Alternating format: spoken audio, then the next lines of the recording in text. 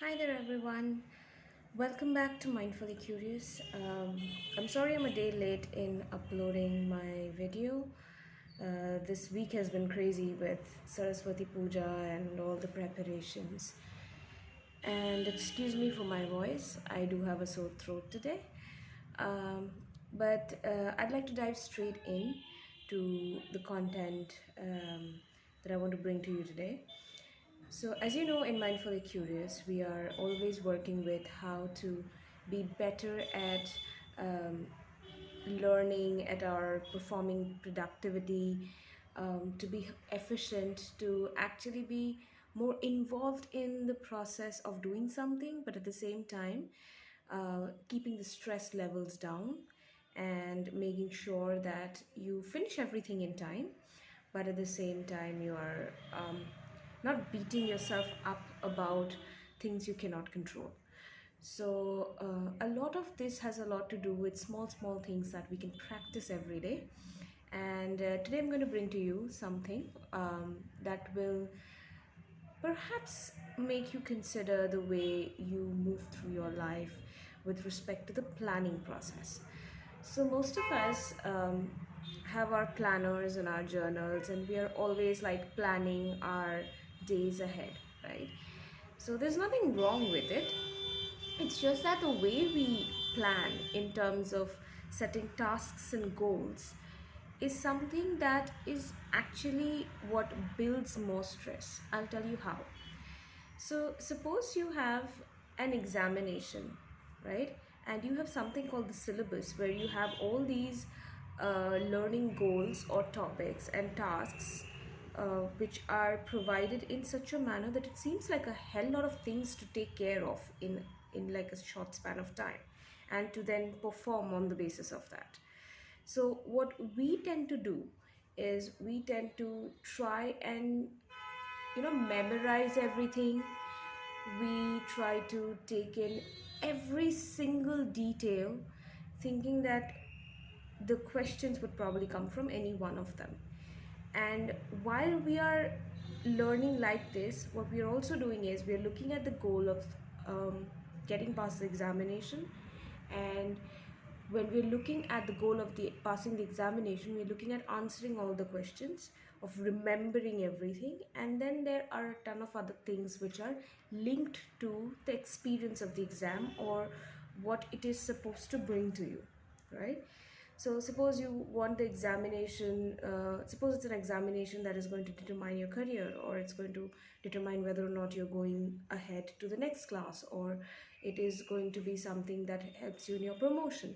So whatever it is, there are a lot of attached, allied, um, you can say, desires which are connected to that particular goal that you're setting.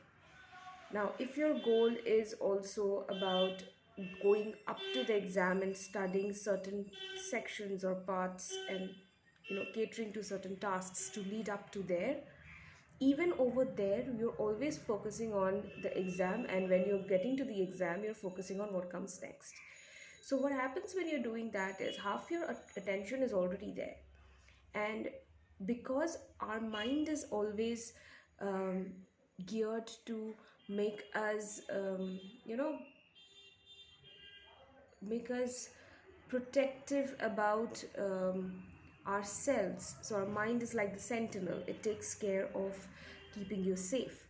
So whenever we are looking at these outcomes which are somewhere related to our desires to achieve something, get promotion, get into the next class, or whatever it is, so whenever we are attaching all of that to a goal, and we're looking at a goal as an outcome which would lead to further outcomes, right?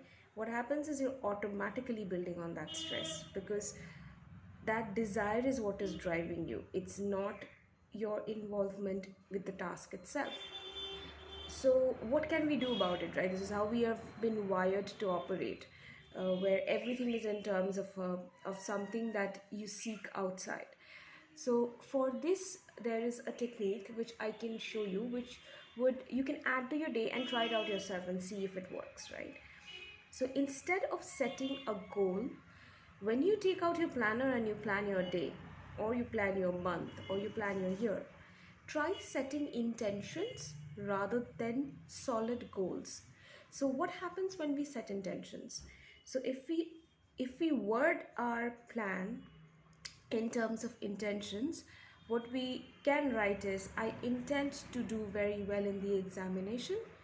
For that, I need to make sure that I am working on the syllabus well, and I cover most of the interesting topics. I intend to outperform myself. I intend to be better for myself. I intend to make sure that I'm enjoying the process.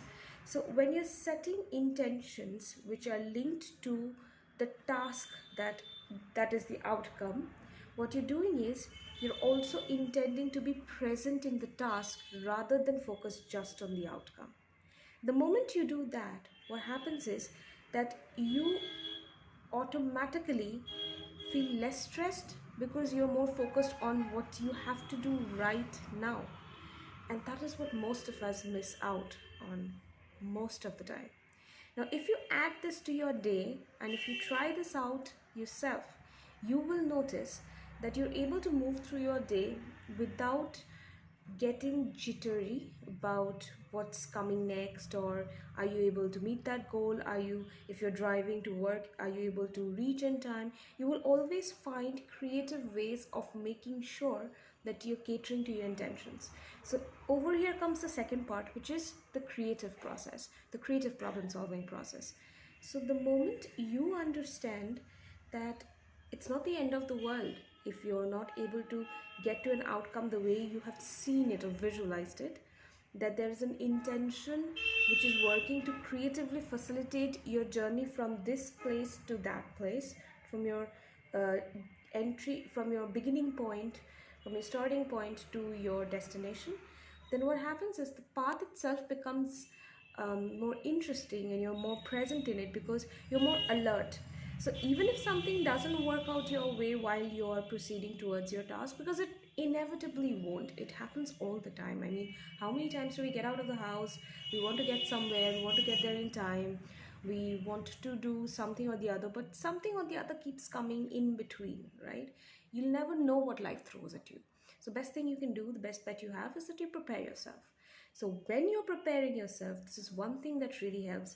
If you look at intentions in terms of the intention to be present while doing the task, so you're focusing your attention on the task and being mindful of the same, while you're automatically going to obviously reach the outcome. But the outcome is not something you're focusing on. So that's the trick. You trick your mind to not focus on the outcome, and you trick your mind to actually focus on your present, actually focus on what you're doing right now, give your task a full 150%. And that is possible only if you look at goal setting in terms of intention setting. So intention setting also imparts to you the ability to be curious, to be creative, and to, because your stress levels are controlled, you're able to navigate through the toughest situations without losing it. So try this out and do write to me, comment, subscribe, and get in touch with me if you want to learn more about this.